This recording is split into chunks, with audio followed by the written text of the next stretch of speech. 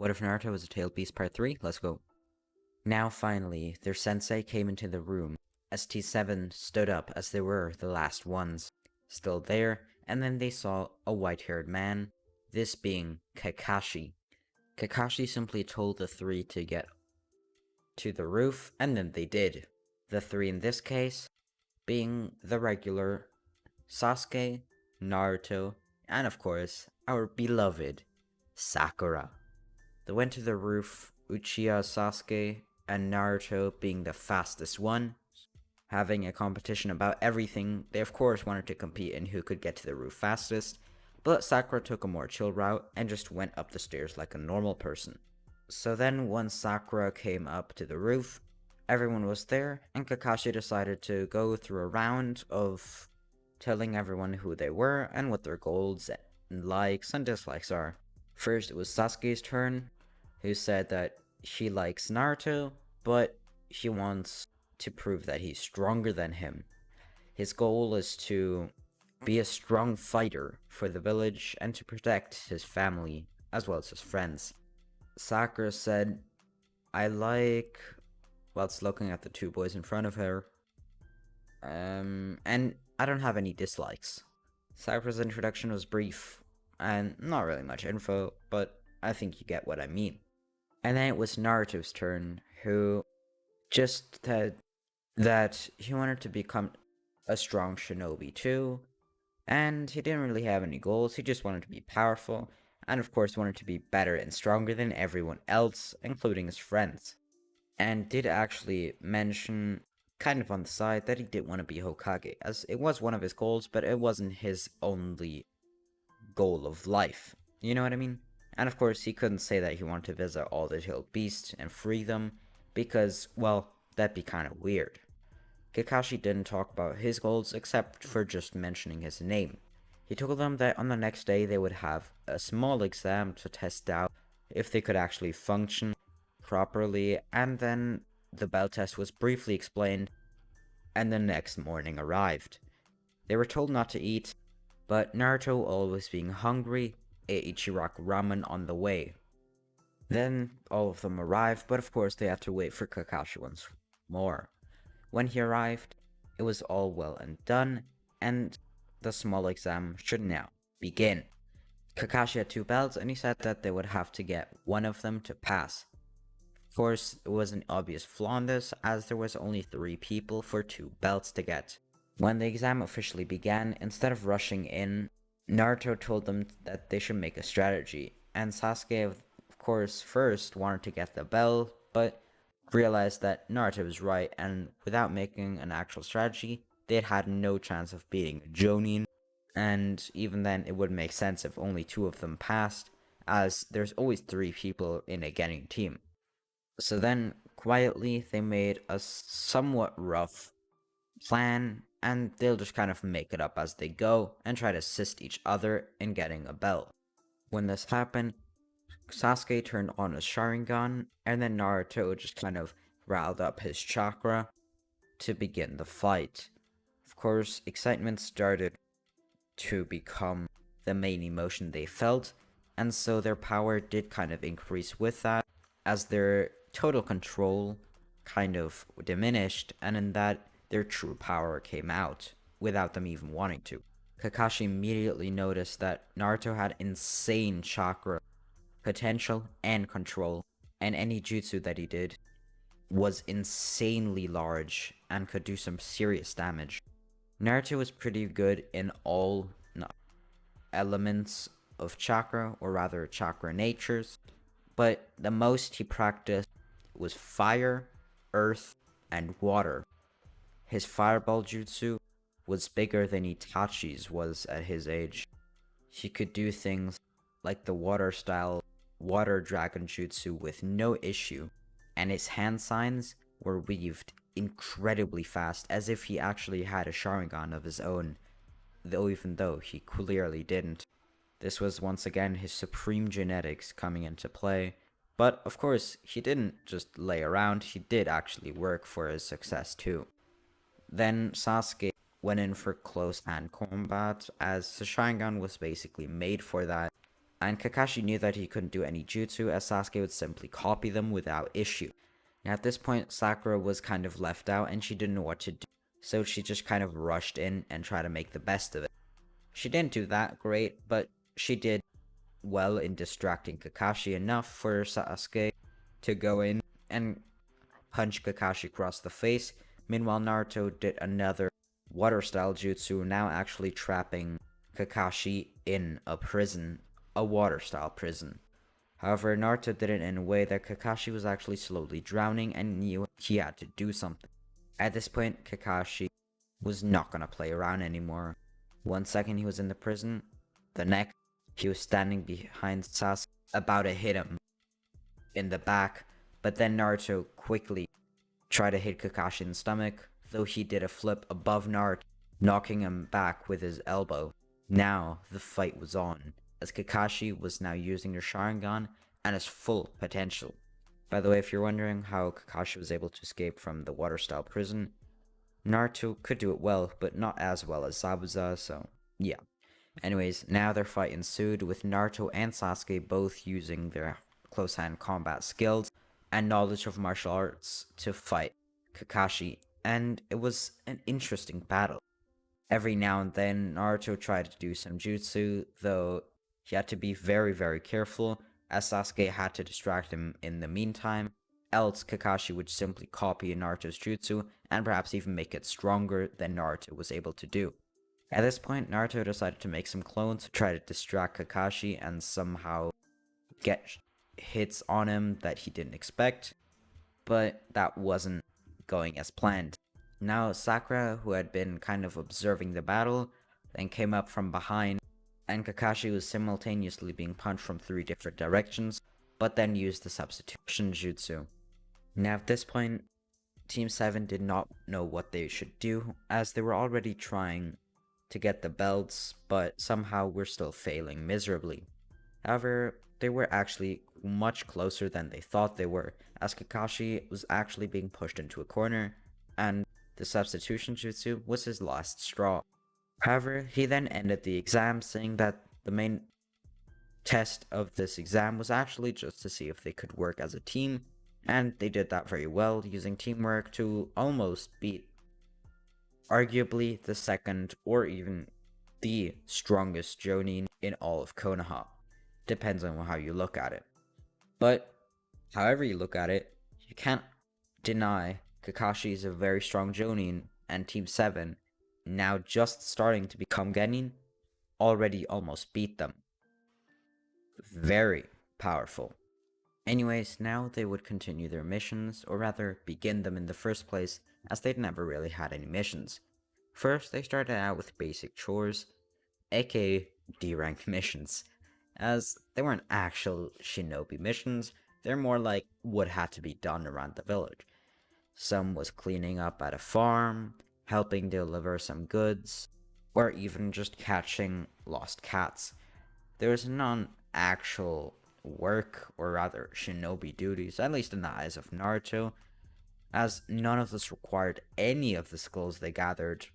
For example, fighting or chakra control, they used none of that. The only thing they used sometimes was teamwork. But then again, if they were fast enough and had time, they could have done it alone. So, pretty bad. Naruto and Sasuke at the same time demanded a more difficult mission, as Minato agreed and gave them one. This was to escort Tazuna the bridge builder, who needed help in getting to his small village and build a bridge there. He looked somewhat disappointed in the team he got to escort him, but soon would find out that they were actually much more powerful than they looked. First, whilst walking, Naruto saw a puddle, which immediately he threw a fireball jutsu at, and 2 people jumped out and started to attack Naruto. However, he single-handedly smashed one of them to the ground, putting his open palm on the guy's nose, or rather spreading it out through his face, and smashing his face down to the ground like an absolute pro, and then hitting the other guy, in the stomach so hard that he passed out. Those two were easily dealt with two attacks that weren't even that hard. Even Kakashi was surprised, as yeah, his opponents weren't that strong, but then again, they were too tuning. So this was a very good effort from Naruto, especially dealing with them so fast and even noticing them in the first place, as they were hiding themselves with genjutsu and suppressing their presence. Now their mission continued, as they finally arrived in the Land of Waves, but before they could get to Tazuna's home, a shinobi, as well as his partner in crime, attacked them, or rather intervened in their mission, as they were just mercenaries, one being Zabuza Momochi, ordered from Gato to destroy Team 7, or rather mostly just to disrupt Tazuna and eliminate him. So Zabuza immediately throws his sword when he sees T7. All of them duck except for Naruto, who jumps above the blade, showing a sign of superiority. Then he runs back trying to retrieve the blade as he picks it up from the tree that it was stuck in. Before Zabuza could grab it, now Naruto has it in his hand. It's way too big for Naruto to handle, as it's quite literally more than twice Naruto's body height, and so is very unpractical. Still, Naruto, just for fun, wants to defeat his opponent with his opponent's weapon, so he rushes in with a huge sword. However, at this point, Zabuza uses a water-style jutsu to try to just take care of the Genin and then actually fight the Jonin, which would actually be a battle for him. However, he greatly underestimated the Genin, and at this point, Naruto once again does the water-style dragon jutsu, as using any fire technique would not work against water, and earth in this situation just wouldn't be that great. However, at the same time, Sasuke actually rushed him from the side and threw a kunai at Zabuza's head and kicked him on the side, and almost breaking a rib if Zabuza didn't block the attack. But then Naruto appears right in front of his face once again, almost floating above the ground for a second as he's just so fast, and uses a fist punch that was enhanced with earth chakra to make it almost like a rock hitting you, but with the force of a mountain. And Naruto does have his physical skills increased with his chakra cloak, which once again he made himself. It's not any actual tail beast chakra cloak, but it's rather just his chakra spread across his body, used to make him faster and powerful. Now Kakashi actually moved in, as he saw that Zabuza was a strong opponent, and that even if they didn't really need his help, it would be good if he did actually help. Meanwhile, Sakura stayed and defended Tazuna in case a different shinobi, or rogue, nin, whatever you want to call him, tried to attack him. Now, the three shinobi, two genin and one jonin, took quick care of Zabuza and had him almost defeated when Haku, who identified himself as a tracking ninja, threw medical needles at Zabuza, making him seem dead. However, he was not completely dead. But Team 7 would realize too late, as Haku had already taken Zabuza and left. They knew Zabuza was still alive, though weakened, so he probably wouldn't attack right now. Kakashi would not have any setbacks from the Sharingan, as he didn't have to use or rely on it. So Team 7 was fit, while Zabuza did take some damage. Tazuna is very impressed with the Genin team that he was assigned, and sees their strength and power, as well as potential for the future. He lets them stay in his house, as Kakashi and him decide what to do with the mission, as this is not what they signed up for. But Naruto and Sasuke both really want to do this mission, as Kakashi saw that they are able to do it, they do have the strength. But then, well, what would go on the records? They'd have to see. For now, they'd complete the mission, as Tazuna asked of them. So now, Team 7 was able to train a little bit, as Kakashi wanted to teach them how to tree walk, but of course Sasuke and Naruto had already mastered this technique, as only Sakura had to practice it. Naruto did some meditation and physical training, more of basics, like just basic push-ups, but also practice to enhance his chakra cloak, as it would be very, very useful for the future. Sasuke wasn't sure what to do at first, but then tried to imitate Naruto, did some physical training, but then once again went back to chakra control as he could improve it slightly, and actually practiced controlling the chakra towards his eyes and using his eyes' abilities. And then Naruto and Sasuke did spar a little bit, and then the time was already over. Now they actually had to do their mission and guard Tazun. It went pretty normal for the first few days, until the last one where they're about to finish the mission. Zabuza and Haku arrived once more as they were ready for round 2. Naruto and Sasuke weren't gonna talk around and wait for them to do the first move, so they immediately rushed in as they discussed earlier. Sasuke immediately activating his Sharingan and Naruto his Chakra Cloak, both increasing in speed, and their hand-to-hand combat was phenomenal. They worked very well as a team together, as they did actually spar together against Kakashi in a 2v1, which increased their teamwork abilities. Zabuza was easily outmatched by those two, but before Haku could help, Kakashi went in and started fighting Haku. He wasn't that hard of an opponent, much weaker than Zabuza, so Haku was easily defeated by Kakashi, and then he went in to help the two boys fight Zabuza. But then they also defeated him, and well, eliminated both of them. Then Gato and his men arrived, as it was the last straw to defending Gato's empire and stopping the village from trading with others and actually becoming independent from Gato's rule. So he hired as many mercenaries and assassins as well as rogue ninjas as he could to try to stop Team 7 from helping and defending the village. But Naruto, Sasuke, and Kakashi were too good of a team.